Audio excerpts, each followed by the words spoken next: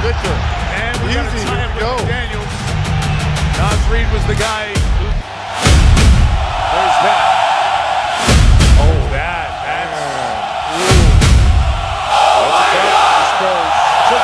Welcome to this explainer. We are jumping right into an absolutely explosive Sunday night moment that literally sent shockwaves through the NBA.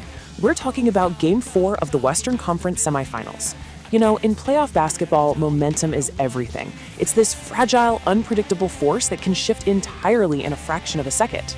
Well, we're going to look at one specific pivotal sequence that completely altered the trajectory of this game and swung the balance of power on the court in the blink of an eye. Okay, let's dive into this. To really understand the massive stakes here, we have to look at the contrast. Think back to Game 3 for a second. San Antonio's Victor Wembanyama was virtually unstoppable. Dropping a staggering 39 points on an incredibly efficient 13 for 18 shooting. He proved he could completely dismantle Minnesota's defense. But then we flip to Game 4, and it's a sudden, stunning stat line. Just 4 points in 13 minutes of play, abruptly ending in an ejection. So how does a dominant force go from 39 points to an early locker room exit? Well, we have to look closely at the physical chess match happening on the floor. Let's set the scene. It's early in the second quarter, and tension is incredibly high. The Timberwolves know for sure they absolutely cannot let the 7'4" Defensive Player of the Year get comfortable. They're actively trying to make the game as rugged as possible.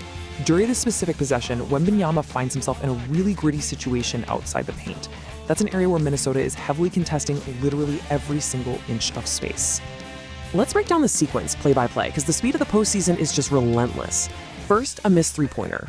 Second, Wembanyama uses that massive frame to secure the rebound, but instantly he is swarmed. Naz Reid and Jaden McDaniels collapse on him, trapping the Spurs star outside the paint with absolutely nowhere to maneuver. In a desperate attempt to clear space against this intense pressure, an elbow is thrown and it connects directly with Naz Reid's throat. The whistle blows immediately. Offensive foul. Now, what's really interesting about this moment is the auditory detail, because playoff basketball is definitely not played in a vacuum. It is hostile territory. As the officials went to the monitors for a video review of the elbow, the Target Center crowd absolutely erupted. Sensing blood in the water, the fans started chanting in unison, "Kick him out! Kick him out!" It's a perfect illustration of the immense, intense pressure bearing down on the officials, the players, and just the overall electric atmosphere of Game 4. So the crucial point is the official ruling. Following that intense video review, the referees delivered a massive upgrade, a Flagrant 2 penalty. And as we know, that means an automatic ejection. No warnings, no second chances, bam, you're done. In an instant, the Spurs lost their anchor, and the entire momentum of this pivotal playoff game violently swung straight toward the Timberwolves. The reaction on the floor, though, was pure dramatic irony. When the Flagrant 2 penalty and the automatic ejection were announced over the arena speakers, Wembanyama appeared genuinely stunned. He turned to his Spurs teammate, Harrison Barnes, and simply asked, "What does that mean?" It's such a fascinating juxtaposition, right? The sheer severity and finality of an automatic playoff ejection contrasted perfectly against the shock and confusion of a young star who was experiencing this level of physical playoff enforcement for the very first time. And the walk to the locker room was a total sensory overload that perfectly captured the drama of the playoffs. As Wembanyama made his way off the floor, his night officially over after just 13 minutes, he slapped hands with his Spurs teammates in solidarity. Meanwhile, the Target Center operations crew leaned fully into the hostility. They were blaring Michael Jackson's "Beat It" over the arena sound system. Talk about a loud, chaotic, and totally cinematic exit. And this brilliantly illustrates the immediate momentum shift. Because of the Flagrant 2, Naz Reid stepped right up to the line and sank both free throws, pushing the Timberwolves to a 38-34 lead.